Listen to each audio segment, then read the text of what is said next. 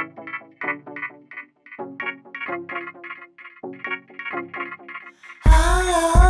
it might be where you come from.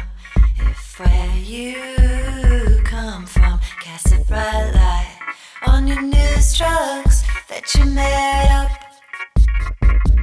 Oh, it might just wear you down if your love rubs up on the piss offs and the give ups. Always mix it with the good ones. What green lawns, rich sticks in Green Bay. Real high class, but my sweaty haze of summer. Sweet Jesus, don't eat all the money. I'm just seeing the speculation, playing shadows with our masters of the suburbs. We're the masters of the suburbs.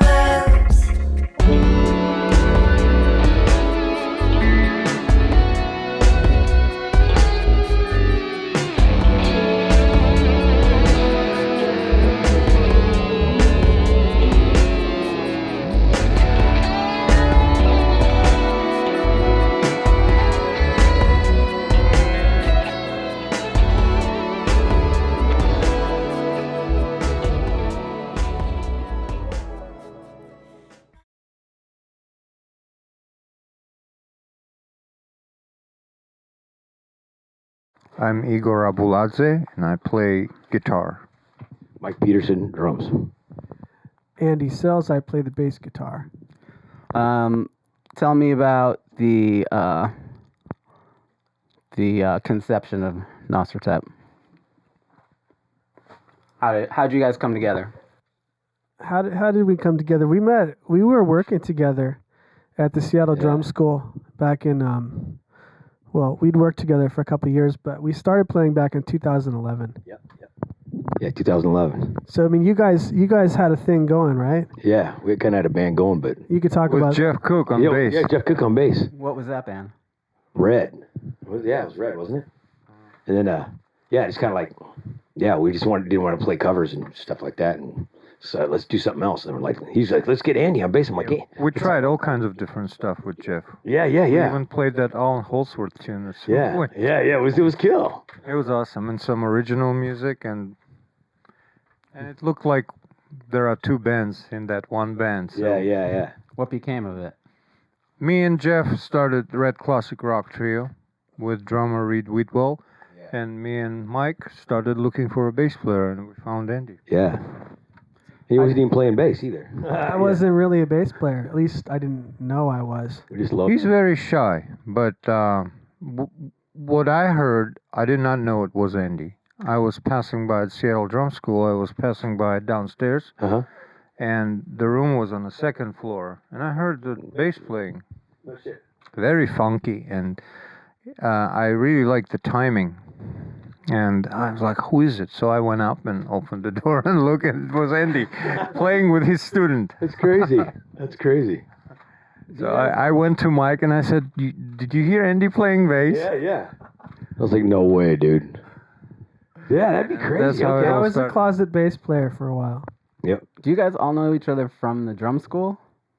Or are you all at teaching? Well, I mean, Yep. I think that that's pretty much how we know each other. Mike and I had met through the music scene a little bit. Yeah. Through, I think, John Wicks, maybe. Yep, dude. On some gig that we had at the Sunset. Remember the one we did at the Monday nights in the early 2000s with John and Michael Stegner and Joe. Nova. Yeah, that one.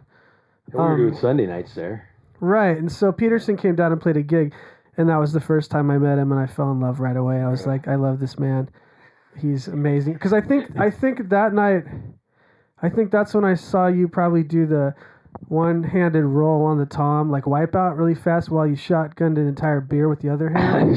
So that's probably that was early 2000s. I would say it was like 2003 or 4. I never got up to the 6. I was trying to get up to 6 beers. So then when I found out I was working with you, when Wicks left town and I got the job through him at the drum school, and then I had the room next door to you. And so we would talk at the drum school, and I was really into like Afrobeat and drum and bass and all this stuff, and I would always play the breakbeat stuff and be like, hey, check this out. and you'd be like, oh, cool, check this out, and show me some other stuff that was like some crazy, off the wall, like fake double bass stuff. We just Hit it we off. kind of hit it man. off, and then You was doing crazy shit too, we were man. just Oh my doing weird God. shit and bouncing stuff off each other, but as drummers. Big time. And then Igor, remember when we met at the drum school originally? I saw Igor had a King Crimson shirt on. I was like, oh, I like that band. And so we just started talking because of that. But we weren't friends. We didn't know each other through music previously. But we just got nerdy really fast. So that's how we met. Yeah, our mutual curiosity was based on the fact Oh yeah, the song. Yeah. how to find one in this song. Yeah, Or yeah. so- which song we were talking about? Oh, it was the cigarettes, ice cream, figurines of the Virgin Yeah, Mary, yeah. whatever that Starless. Great Deceiver. Oh, Great Deceiver. Yeah, which is that's like one of my favorite Crimson songs. I was It's funky walking. too. It's the funky That Crimson. middle part is really, really funky there. Yeah. I was walking And by we've- using the can. Yeah. I was using the bathroom, going by, and he's recording one day. Oh yeah, I his made hair a pulled back, and you're like, you're pissed off as fuck. What the hell? And you're like, you gonna get this part right? I'm like, who's this crazy dude, man? Yeah. And then it was him. It kind of evolved. We Yeah, started jamming. We did not know what it's going to be. No, We're just having fun. The way I see it, when I remember those days, the early days when we started playing together, each one of us had some unreleased energy inside, and we tried to help each other to put that energy into a sound. yeah, no That's doubt. good. And whatever that sound is, it's not important what you're playing, not important what key it's in, or do you know that scale or whatever. We're just like unleashing the fury, and that I think it was in a way very healing for me as a musician. Me too. Because as a musician, you kind of expected to follow specific criteria. Or someone's gonna hate it. Or, You're gonna know how to play this, and there's like a lot of expectations whenever you get on stage or you get in a recording studio or meet with some other musicians. And all of a sudden here, like, I didn't even, for a while there was some blues licks that I was throwing in here and there, but then I realized that this is not the right place for it. Yeah, you just knew. After And a it while. was no desire to do it ever again. It's not like because they didn't like it or something. It was just like naturally it involved in some specific sound that we can say, hey, that sounds like NOSRETEP. Yeah. And we don't know what it is. I know. I was gonna say, I think we get a kick out of making stuff that freaks us out a little bit, or we're like, holy crap, like something like where did that come from? Yeah, like yeah. I feel like we've had it many times where we just stop and we're just like, what? What did we just do? Or like we felt like we're in a trance, or we got set into some psychedelic, like jettisoned into some other reality just by the fact that we were working over and over again on something that almost seemed impossible. Yeah, So I know. we're It's trying. really We're hard. trying to make. Actually, we're not trying, and that's the cool part. But we're coming up with this stuff that we have no idea where it's coming from, and when it's good. I mean, I suppose any artist could say that, right? They're like, I don't know where it came from. It just dropped out of the sky. But channel. we seem to have enough moments like that that are really cool, and it makes it special. So it makes it easier for us to want to get together every week. And when we don't get together, it's like, I didn't have my Something is meditation missing session, or I didn't in go life. swimming, or I didn't go running. Like I didn't. Yeah, exactly. That's what's cool. I felt like It's shit. like an oxygen. Yeah, like for me, a I week felt- without yeah. rehearsal, and I'm I felt dizzy. really bad, and then afterwards, I've had some terrible things going on in life, and I've come over here, and afterwards, it was like a cleanse. I'm like, oh, Power music, man. No shit. yeah. So it's pretty special. No, I'm not afraid to bring anything out. Like if I got an idea, whatever, I'm going. In the past, working with cats, you're like, people are gonna go, what the hell, and I'm whatever. But I'm going, no, this is it, and they'll be like, that's cool. Let's check it out. I like that. There's a lot of room for everybody's own expression because we are all so different. And I mean, musically, like we're all pretty different in a lot of ways. But I think that everybody makes room for each other, and that's cool. See, I'm a really good singer, so I'm. He is. He can sing really I high. can't wait to start singing my You need to singing go, debut. tell him to go away song. I will clear the place in 5 seconds. It's not true. You have a really nice, beautiful voice, Michael. He's an angel. You guys Shut up. brought Andy in, and then you would come here. Yep. And then, I mean, the songs are pretty involved, like long parts, changes, pretty drastic. shifts from section to section. How do you guys like jam, record? What's the organizational process of? Yeah, recording on tapes. I got You notate it all? Yeah, no, just tapes. So we'll just go through things. So then we'll edit it. Like we'll go like, that's too much now. So getting lame or whatever, and take a part out. Like tonight we're doing something 2 times. So we're like, let's try it 3. With a 4th. Oh, that's way cooler and whatever. It's like just editing back and forth, like that in our minds. But just we keep jamming on shit. These guys, they'll play stuff for a long time while I'm messing around or. A lot of it's getting those riffs right, like the stuff that we glom onto, and then we sort of take stuff out, or a lot of times we'll make something one way and then we'll try to mess it up a little bit, or we'll make something and then let's continue that while Igor writes a bunch of stuff over the top of it. There's that happens too. That's pretty crazy. And I would say the funny thing that I mention every time is that a lot of times I'll write something not meaning to write something, and they'll go, "Oh, that's cool," but then I forget it. I forget it instantly. This happens all the time. I just have no short-term memory. And Igor is amazing because his memory is rock solid. Yeah. So basically, I think it happens with you sometimes that's too. Why I recorded right. Yeah. So Igor's like the conductor.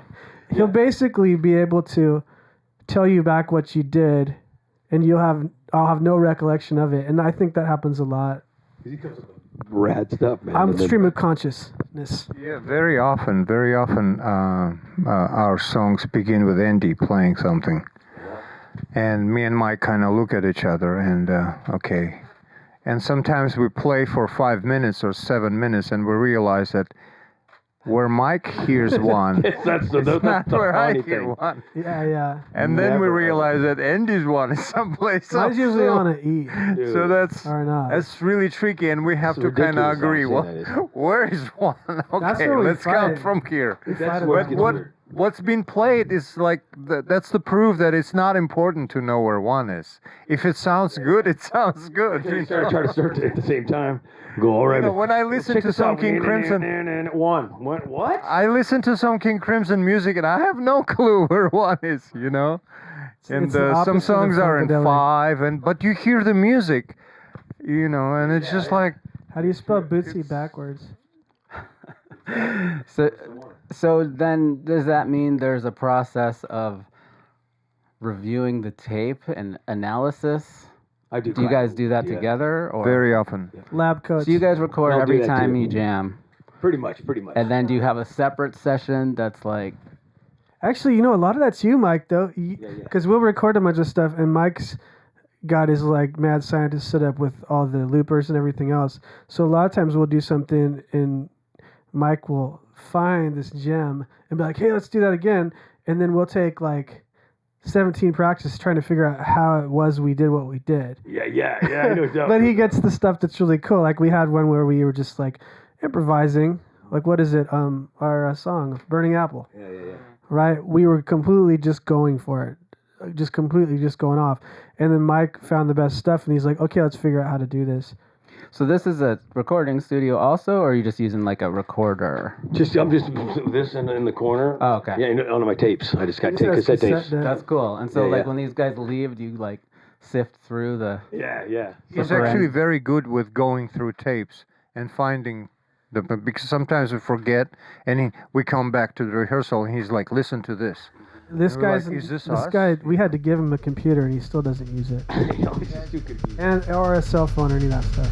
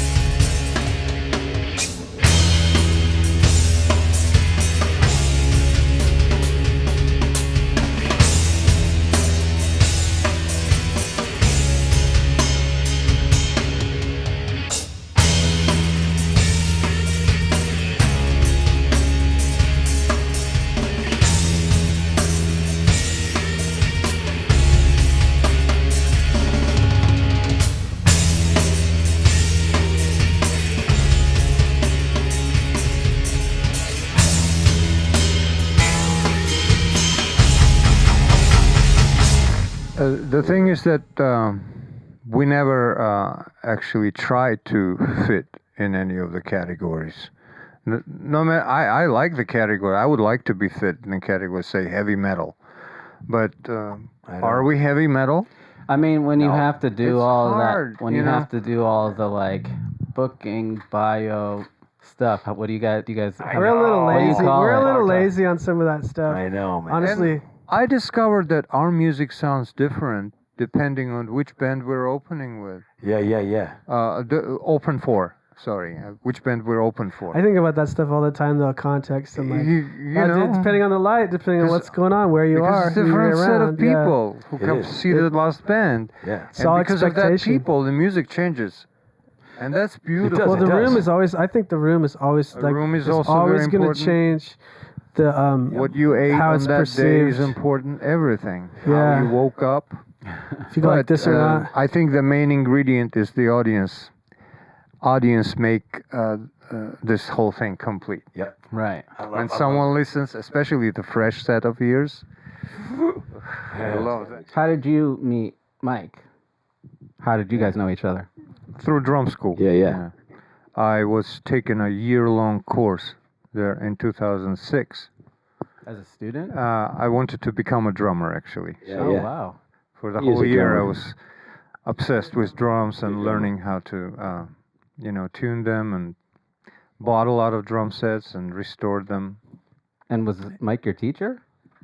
Mike was a Our father. teacher in the school, but I didn't take. My personal instructor was Mike Stone for a year. That's awesome. Yeah. Wow. Oh, right on. That's cool. That's cool.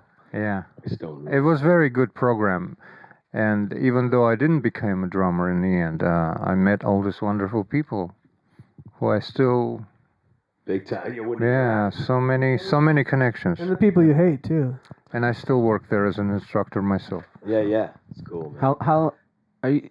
You guys are not all Seattle natives, or how long have you guys been playing in the scene here, like independently, not necessarily with each other, but 85, I guess, me. I moved to Seattle in 2006 From? from San Francisco. okay. And why did you choose Seattle? There was a community of guitar players that spawned from the Guitar Craft, which was a school that Robert Fripp started in 1986. And the way school functions is they put on a course, and on that course you just meet all these great people and communicate, and you cook meals and you clean the restrooms and you play guitar. So did you? And all these wonderful people, for some reason, were drawn to Seattle area. So Seattle kind of became one of the centers in USA for the crafties. They call themselves crafties. And I was one of them at some point, and I decided that it's time for me to join. And the crafties, meaning disciples of Fripp, is that what that? Disciples, nobody thinks of them as disciples of Fripp, but they all are disciples of Guitar Craft, the school that he began. Which is like more specifically avant and pushing creative boundaries, or what The defines? foundation of that whole thing was Fripp discovered a new tuning, and he calls that new standard tuning. So guitar is tuned differently, and old chords don't work. So old licks that you know, when you arrive to the course, you retune your guitar. In early days, you did not know what the tuning was, so strings would break and all that. But everything that you knew before, out of the window. You begin where you are, from the ground zero. That's crazy, dude. And I was obsessed with this tuning for a long time. I still am. I still continue to compose and write in this tuning, but in NOSRETEP I don't use that tuning. And then you came to Seattle, and were you playing in bands right away? Not right away. Right away I joined the project called Tuning the Air, which was the reason for me to moving up. It was basically acoustic guitarists sitting in a circle where audience was sitting in the middle. Oh wow. It was phenomenal, and that made me move up here and leave everything in San Francisco and move up here. That was the only reason. Were you part of that? I remember Chris Mort. You guys know Chris Morta? Yeah, I know Chris. Yeah, I forgot about that cat, man. I don't. There was like a whole scene of people who were really into just intonation. Were you part of any of that? Where it's not A440, but like a mathematically square tuning not like the well-rounded clavier or wherever, where like the pitches are kind of rounded, but like a real physics, mathematic, precise tuning. It sounds real strange because our ears aren't used to it. Were you ever part of that? No. Okay. No. Guitar. I remember him. He made that crazy guitar though. Yeah. Remember that? Uh-huh. Or that party or something. I think we played at that party, me and you, and I think I don't know who else. He had a crazy guitar, man. I was like, he was Maybe rad. it was before 2006, and Yeah, it could have been. because I moved up here in 2006. So And then let's just get like a little bit of like band history. Like, give me some of your bands that you've played in over the years. You know what's funny, real quick? Like the first prog. I hated the word prog, dude. I thought this was just like music that's just different, man. Like Holdsworth and stuff. I'm like, what is this? But my first one was King Crimson, you know, that Discipline, you know. And here you're playing with doggone Fripp, but that's pretty weird. That album was rad. Bruford. Yeah. Right. Big influence, man. I love that cat. Is that how you came up? Like in that school of drumming? I kind of, man. I was like, I don't know, man. I was like, wonder. I hear a lot of Bill Bruford in your I would playing. say I Big time. hear it. Yeah, Yeah, you got Bill some Bruford. Bruford in there, man. Yeah, for And sure, man. I love Bill Bruford's playing. Dude, for sure, man. So are you a Yes guy too? Yeah. You know, just when he was with him, you know, just He's a yeah guy. just these guys. You know, I only like Yes. get an album and No, you get, I like you know, them. I like that No band, you know. No, but I just get a record and an OD on it, and then like Fragile has all of this and do, and then that was it for Yes, you know, and then moved on to something else. But anything Bruford was doing, I had all his stuff though. I got all his stuff. I think the first time I saw you play was at OK Hotel with Very Special Forces. Oh yeah. And, Tim Young and those cats. Yeah, and that you guys played Asteroid. You know that? Put your head between your legs and kiss your ass goodbye. Yeah, that's the best song ever, dude. And you guys had tell us about that crazy prop that you had rigged. Do you remember that? He's like Nardwuar, dude. He's digging. With the big app with the big planet, with the planet and stuff Yeah, like that. it was like a foil Foil planet. ball that slowly came on like a pulley. It was like B movie. It was like bad, from the Spinal Tap. Fucking, Yeah, it was like it came down. with It was like all the smoke. And who was It was in for the end of the song. Who were the guys in that band at the Yeah, time? it was Do you remember? Brad. Brad was sung Brad Mullen. Brad- I've known Brad forever. Played with him. Man, I love that cat. Man, And he's he was special. in it. He got me in the band, you know, because I guess Dave couldn't do it for a little while or something. The drummer, and Dave's awesome. And then Paul Moore, you know, and then Tim Young, you know, and then Scott Bell, and then Scott Bell, me and Scott Bell, and this other cat started another band, Apes of Wrath, with Brad. You know, that was a pretty badass band, and never really got going too much, but anyway, yeah, that was a great show, man. Playing with Tim was fun, dude. He would crack up, crack me up. Who were your early Seattle bands? Oh, me? That I was in? Well, I was in a few. I was in a band called Christopher Robin. That's a really funny name. And it's funny because it was a hardcore emo band. And it was one of the first bands. Being it was ironic? called Screamo. Winnie the Pooh. Well, I mean, they opened up called here? it that later. It was like 1994. We put out a 7-inch that was hand silk screen on a paper bag. Came out on a California label. And it was, we really wanted to sound like this band called Heroin and these Gravity Records bands. But anyways, I was part of that kind of like hardcore punk scene for Playing a little drums. bit. Yeah, playing drums. And then I was in some indie rock bands. The band Focus North for a long time. That sort of gained a little steam and put out a whole bunch of records. That was probably the band in Seattle that I did the most with. Mm-hmm. And then I played with, singer-songwriters. Michael Stegner was in Cascadia 10 playing some Afrobeat stuff for a while. I'm in Afro Cop. Isaac? What was that thing called? Oh, that was just a short. That was just a tour. That was just Isaac Brock's Ugly Casanova. I did a tour as a drummer, but that wasn't my band.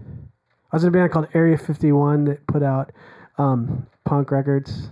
Oh, really? And those guys became a band called Murder City Devils later on. Yeah, it was forgot about that that was shit. about 94, 95. And you still do stuff with them, right? Yeah, I sometimes fill in on keys for Murder City. And then Spencer, the singer, and I have a band together with it's kind of out. Joel Coupland, Spencer, and I have a band. Oh, really? So it's pretty crazy stuff.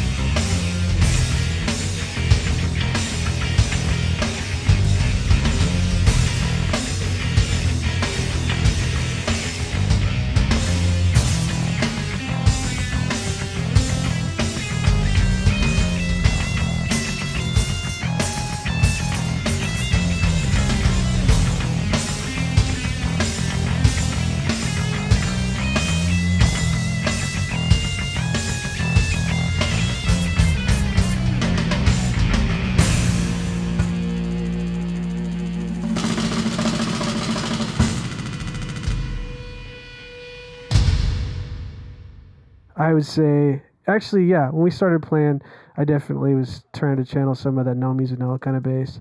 In the Minutemen, I was a big Watt fan. Mm-hmm. I was super into punk funk, so anything that was funky and punky, I gravitated towards. But then a lot of the bass lines too, because I learned how to play a bunch of Afrobeat stuff. So I learned a bunch of Tony Allen grooves and things like that on the drums, but I also learned the bass parts at the same time, and I'd play those with students and things like that. So that made its way in too. And I think learning a bunch of the Afrobeat stuff, those bass lines a lot of times don't start on the one. So since I sort of just kept playing those, kept learning them, I approached the bass in sort of a different way. That's just one example of something that affected me. So I guess it's modern. It's going on now. Tony Allen's still playing. I ripped off some of those bass lines and changed them and whatever like we do. But He's a gifted multi-instrumentalist. Yeah, the band to me sounds like it sounds like you're all drummers. Like we the definitely all crazy? drummers. the yeah. rhythmic concept. Yeah. The other thing that's kind of interesting about you guys is the complexity doesn't feel cerebral. Like It's kind of like what Tommy said. it feel like man. you know how there's a lot of bands who have, for lack of a better term, like a math rocky proggy quality, but it feels very sterile sometimes. Exactly. You guys somehow manage to always find the meaty groove or the I don't know, it doesn't feel like you're all sitting there counting. You know, I think That's the best compliment ever. yeah, it's pretty nice. brother. I think we can all sit in the groove at a totally different place, like you're saying, not know where one is. But we Yeah. can all comfortably sit in our own grooves Yeah. and with each other at the same time. So I think that makes a big difference because we're all drummers, like you said. In 99% of the cases when we play something in odd time, we don't know it's an odd time. We have to listen back to a tape and realize it's an 11. Mm-hmm. Oh my God. Igor, what's it in? He'll tell us. Yeah, he usually tells us. It's like the conductor. But interesting thing is we're not trying to necessarily go on time. Right. If music calls for it, we'll follow. You guys just have good just- internal melody singing or something. There is something like a motive that we kind of discover all together while playing off of each other. Yeah, that's Right. a good point. There's good like, point. Patterns. let's say Andy started Patterns. a theme, and then Mike follows him, and I'm listening to what they're doing, and I'm trying to first hear instead of just putting my hands and start fishing. I always try to first to hear in my head, is anything beautiful happening out there in the sky? And if I say, I just like quietly, okay, there it is. And I'm like, where the fuck is this note? Oh, okay. And then I try to put it in time with them, but because I heard it already in my head, I don't need put an effort to go 1 2 3 4 5 1 2 3 4 5 1 2 3 4 5. Right. It's already there, you know. Or I'm gonna come up I with don't need something. to learn where one is. I'm gonna come up with It's something. just at right 13 there. for that. And that's all there is to it. And then we count. Oh man, that's 7. Or whatever. Oh, that's, Like the one you came up with the other day. You just Actually- said it came 5 and it was naturally taped. well, I've told students this too. The thing that helps sometimes with odd times is something that Igor sort of taught us while we were writing songs, where we were trying to do this thing. We did it, and then we couldn't do it after that. We forgot it or whatever. It seemed impossible. And then Igor said, no, sing it as a melody. Yeah. Sing the two different parts to the time. And we learned how to sing it. And in doing that, had a shape to it.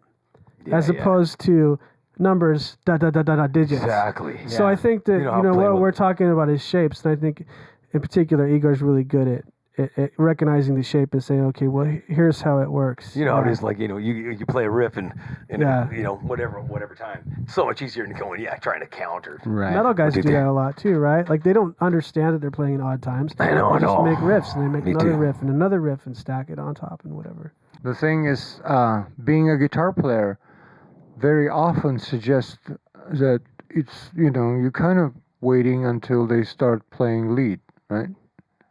And, but in this Yeah, no band, doubt. kind of lead is not necessarily necessary for some songs. We just Right. like there is no solo. Right. That's Like, you know, that's, and that's cool. this is a song. It just goes like this. You know, does Imagine needs a guitar solo? Mm-hmm.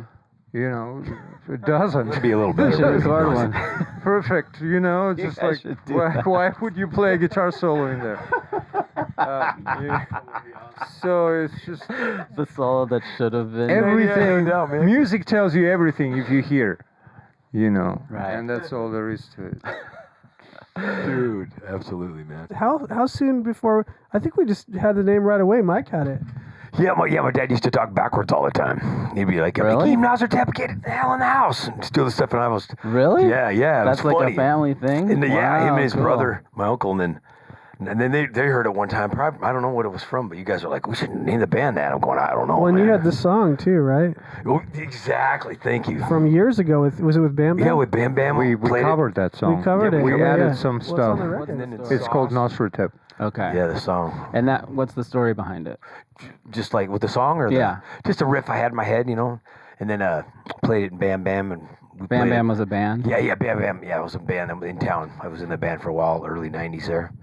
Been around a long time. It was fun, man. You Played- wrote it, named it Yeah. NOSRETEP, Yeah. and then, Then, years later. Bringing it, getting Sauce, another band I was in was called Sauce, you know, kind of more jazz stuff, and then recorded it again, and then so that name was going on, and then So you've carried it since like the 70s. yeah. Wow, that's cool. This is Me and Mick Mars used to hang taking out. a little no. while.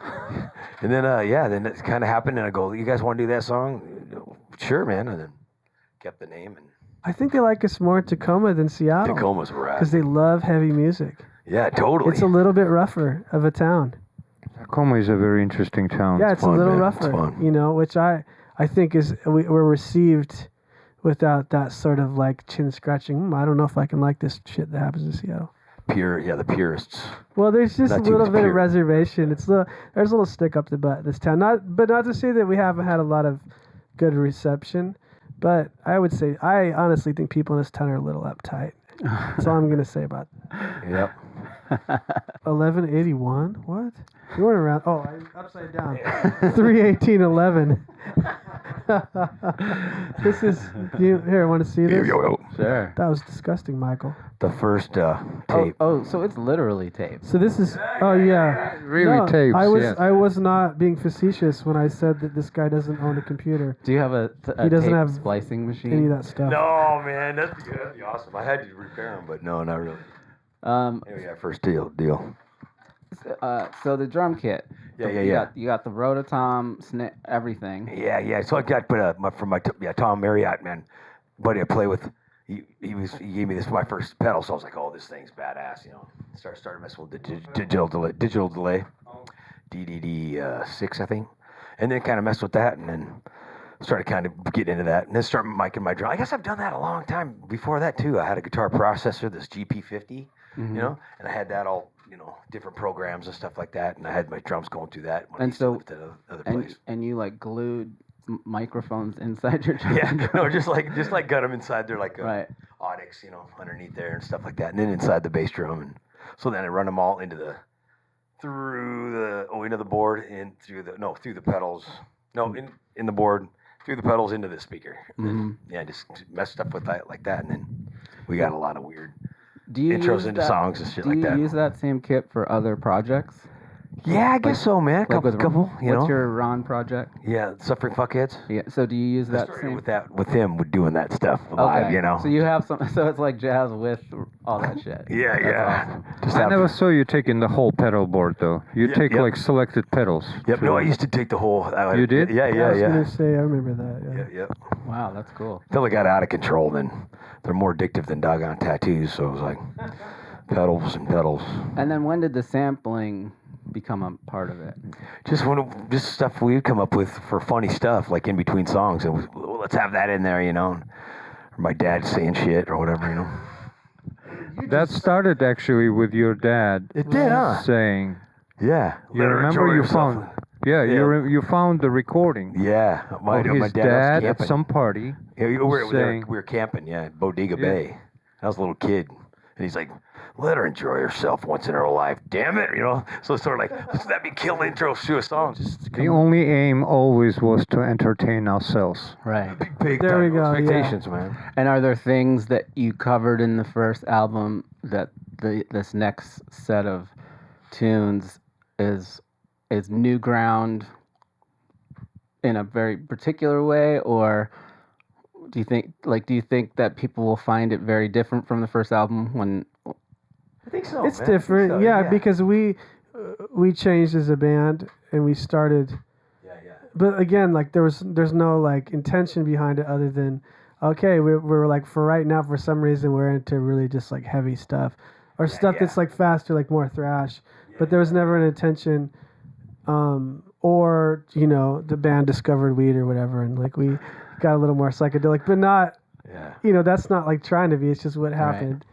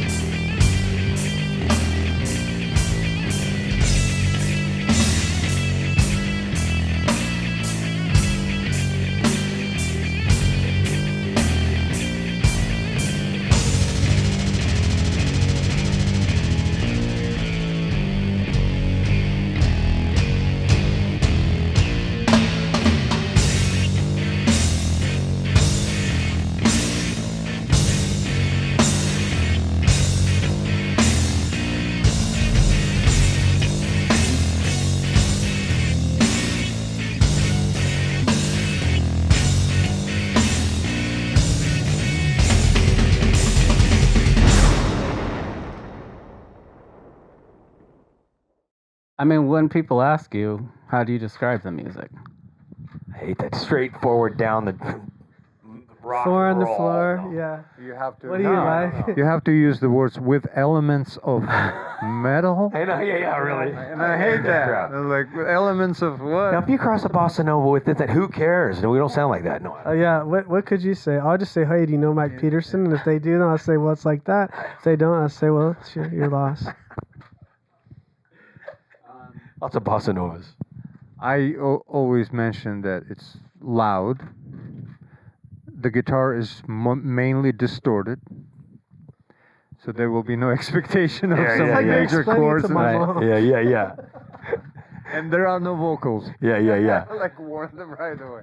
I say it's pretty weird music, that it's instrumental, heavy, and pretty just nuts, pretty screwed up and fun. Have you ever explained it to your mom? Yeah, I think so. Good question. I think I have. I mean, Yeah. because she's a musician. What does she She think? is. What is her take on it? Has she ever seen you guys? I don't think she's seen us or heard us yet. I don't know. We'll have to play a show for my mom. Also, good point. Explanation often depends of who you're explaining to. Right. Yeah. Absolutely. Do you find like the need to try and contextualize it for people? It's getting not now, man. Before, at the beginning, it was always like, oh man, what's a new band? What, you know? Now I'm just like, whatever, man. It's heavy stuff. I think you'll dig it. It's fun. Come and check it out. I mean, You know? I might have thrown the prog word around. Yeah. Honestly, like if we're honest, like I said that I'll say it's like kind of like it's kind of proggy, it's kind of metally, it's kind of like thrashy, Yeah. but it's like but it's super fucked up. Like it's really like not. It doesn't fit solidly in those like kind of like boxes. Yeah. But I'll say it's definitely rocking, and odd time signatures, changes, crazy drums through live drums through effects and pedals and stuff. So, like from an ambition standpoint, do you guys I like have no ambition. I know. you give it up? Yeah. No, we started. We never had it. Yeah. I think because of Nosferatu. Like, does it conjure like I think something people have said that. otherworldly, dark to you? Or they'll go, man, it sounds like an Egyptian god. And I'm going, no, it's just my name backwards. They're all, oh. Well, I think And then because they of, walk away. That's lame. No. yeah, because of like Red Rum NOSRETEP. and Red Rum. Nosferatu. There's sort of like this, I don't know, some kind of spiritual component. Yes, Some I don't dark- know. It's funny. I don't know, and maybe it's because it's painted in blood font on buzzsaws. Oh right, that kind of makes it seem a little more evil. It's yin and yang, man. Because it's like You do- rad. Because you I'm do like the T is like think across the Lord, so rad. Then all of a sudden you can like think of it as like blood, so it's like yin and yang. You do the art for the band? Yeah, Is that like? Yeah. He is an artist. Oh, thanks, Right. man. Yeah, Just kinda that's messing how with I it. see him. Fonts as an and artist. crap. Yeah, I mean, these are all you've collected all of these things. We're gonna do a little tour of the house because right it's on. pretty. Shit, There's a man. lot of relics here. Yeah, no, I was just thinking of Knott's Berry Farm. Well, I mean, That's Mike what started it. you used to have Halloween at your house every Oh year. yeah, I right? used to go crazy the for Halloween. the local news used to come to Mike's house Yeah. every year, and film Mike's house for Here? years, right? Yeah, for Because years. he would do a yeah. haunted house at his house. Yep, In yep. here? Oh my God, Yeah, this yeah. would be The an amazing actual, haunted the house. actual It was local nuts. news, the Seattle news was like Como or something. Yeah. Wait, King give Five, give whatever. us a little backstory on What? that. Oh man, I should pull out some photo albums, but I just when I was a little kid, I just made That- this like got a Folgers coffee can head and put it in this body, and then had the head separate. I was going, this is so fun. I was scaring kids for Halloween. I just did it all the way till I was 40, man. And Wow. it's crazy. They made the enclosure and you had to walk through that crap, chainsaw and the whole 9 yards. Didn't you have like some crazy like Santa Claus with a chainsaw outfit or something? Yeah. Oh, yeah. And then the last year I killed Santa Claus when they go to the guillotine, and that was my last year. Then it was over. The kids all Wow. cried. Yeah, the parents. Is there- Society Is that changed. Santa Claus? Do you Yeah. have somebody like guiding them through each room? Do you have people helping you in? Yeah, a bunch of my students would we call them always my what would I call them? Well, it's the scare team. After I got older, like the same cats, they'd be all like falling asleep, and I'm going, come on, more trick or treaters. They'd be Come on, man. And I'm like, my scare team's starting to burn out. So I started using them to some of my students. And then one year, holy crap, this one crazy student had he brought 36 pumpkins and he smashed them out with a sledgehammer. And then another kid had a real knife. I got a real knife. Look at this in there. And it's foggy in there. And I'm like, and I got the chainsaw going and you can't see in the strobe lights. And I got warm water in this thing, shooting. So it sounds like I'm cutting. Oh, somebody got cut. And it's warm water going and you couldn't see it. Girls are screaming. And there's freaking doggone candy all over the ground. And then all of a sudden, we had that seven fog machines going on. All of a sudden, big giant spotlight, and there's just the fire department, and somebody spraying their ankle across the street. Fire department's, who's Mike Peterson? Is he this guy who lives here? And I'm in the thing like a little kid, just sitting there going, I'm not saying jack crap. Wait. You come out, Mike, and I'm going, come out. I got this pumpkin on and I wore a pumpkin on my head, so my neck hurt from wearing a real pumpkin, And it was crazy. Turn off that fog machine's going all the way down to I-5. And people I-5, they're thinking it's a fire, It was off the hook, so. Oh my God. That was one of the last years I think I did it. You had an industrial fog machine? No, I had 5 of them going. Brad, my buddy, he had 2. He let me borrow. Some kids spraying their ankle because of the fog. Yeah, man. I'll never forget, in the middle of that chaos, this one kid, he had to go through it to get to the candy. And I come out, and this little girl, man, cute as hell with a butterfly costume on, comes up, just looking at me. I'm going, with the chainsaw now. I'm like, what do you want? You don't scare me, trick or treat. And I'm going, she rules. And I go, just let her in, man. She gets candy. She walked right through and got candy. Didn't have to go through all the stuff. Wow. Just walked away, man. I was like, she was the whole night was a badass.